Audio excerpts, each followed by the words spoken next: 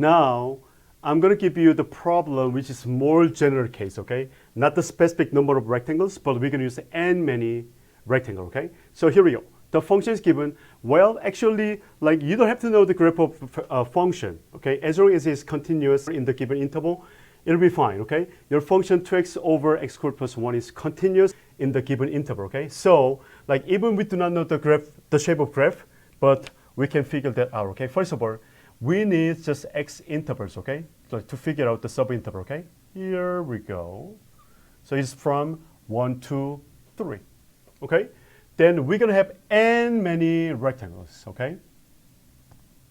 Not exact number, but in general, n, okay? So, which means, okay, we have to figure out the base first, right? Here we go. The base of each rectangle can be found by, can be notated by delta x, can be found by right limit or upper limit minus lower limit, which is right hand point and left hand point, over the number of rectangles, right? So for this case, 3 minus 1 over n, that is 2 over n. This is the size of each rectangle. Does it make sense? So let's say the first point, x1. So that is equal to the first point plus delta x. Does it make sense? So like what I'm saying is move delta x, right? And then like since we figured that out, like delta x equal to 2 over n, we can write this one as 1 plus 2 over n. Okay? Then what about next point? Moving again. Let's say it is x2. That is equal to 1 plus 2 delta x, right? Delta x and delta x, right? So it is 2 times delta x. That is equal to 1 plus 2 times 2 over n. Okay, we're going to keep this form. Okay, we are not going to multiply to it, right? And what about the third one? Let's do one more time, okay? Delta x, and this point, x3 is equal to 1 plus 3 delta x, which is equal to 1 plus 3 times 2 over n, and so on, and so on, and so on, okay? So what about the very last one?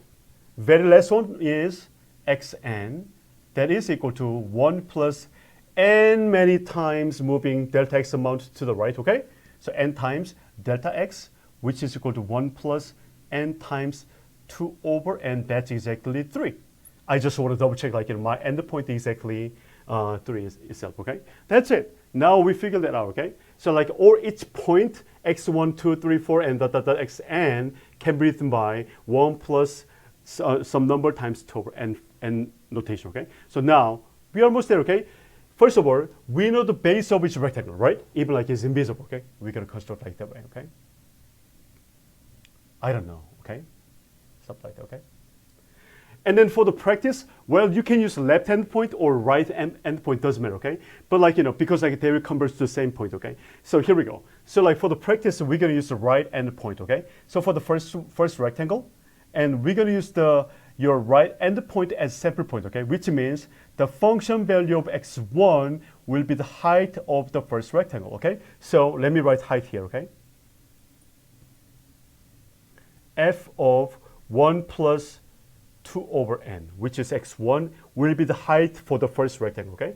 What about second one? The right endpoint, which is x2, right? And the second one is f of 1 plus 2 times 2 over n. And third one is f of 1 plus 3 times 2 over n. And the very last one is f of 1 plus n times 2 over n.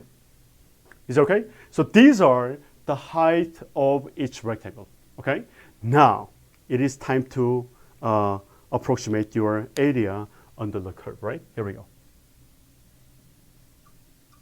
Approximation, right? It's easy. Keep that in mind. We keep talking about base times height for the rectangle, right? Base is 2 over n for everything, for each rectangle. And the first height is this guy, right? F of 1 plus 2 over n. This is the area on the n area of the first rectangle, okay? What about second one? Base, same base, times height, 2 times 2 over 1, n. And third one, base times height, and keep doing this one, And the very last one is same base 2 over n times f of 1 plus n times 2 over n. That's it. Okay? So now, let's try to write this one in sigma notation, okay? So can you find index here? Well, it is invisible, but you know there is 1 here, right? And 2, 3, 4, 5, 6, 7, 8, dot, dot, dot, and these are index I, okay? So we're gonna use I instead of these numbers, okay? In sigma notation, okay? So in sigma notation is equal to sigma. Your index I is changing from 1 to n, and your base is 2 over n and f of 1 plus I 2 over n, right? Well, in math, we would love to write your index behind of this, okay? So let me write this one as 2 over ni instead, okay? And another one, your sigma is working for index I only, right? So 2 over n is kind of coefficient of this, okay? So let me write this one in front, okay? So that can be written by 2 over n sigma I is equal to 1 to n f of 1 plus 2 over n I. That's it. This is the Riemann sum notation, okay? But like now, let me replace your f with the given function, okay? Given function is what? F of x equal to 2x over x squared plus 1. Then I'm going to plug in 1 plus 2 over ni into x, okay? So this can be written by 2 over n sigma I is changing from 1 to n. The function is what? 2 times x 1 plus 2 over ni over x squared 1 plus 2 over ni squared plus what? That's it. This is a Riemann sum, so which means still approximation, okay? So what is the real area? Here we go. Now it's conclusion, okay?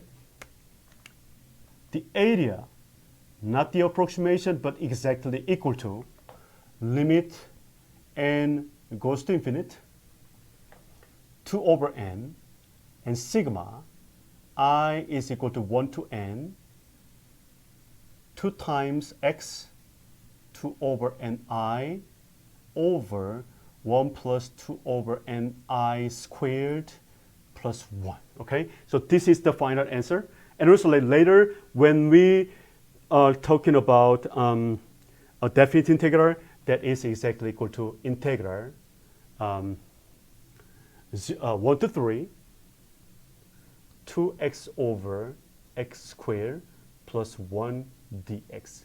We will talk about this one later, okay?